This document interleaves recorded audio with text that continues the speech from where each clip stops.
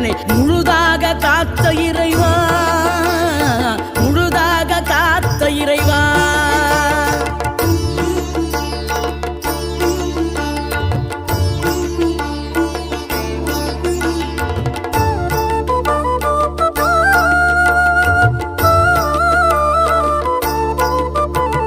விழுந்தவர்கள் எழுவதுவும் எழுந்தவர்கள் விழுவதுவும் முருகாவும் செயலாலன்றோ. இங்கு அழுதவர்கள் சிரிப்பதுவும் சிரிப்பவர்கள் அழுவதுவும் குமராவும் தயவாலன்றோ. அந்தி பகல் எப்பொழுதும் தங்கி தடையில்லாமல் உங்கள் முகம் கண்ணிலாடும். தினம் எந்த நிலை கொண்டாலும் கந்தன் துணை என்றாலே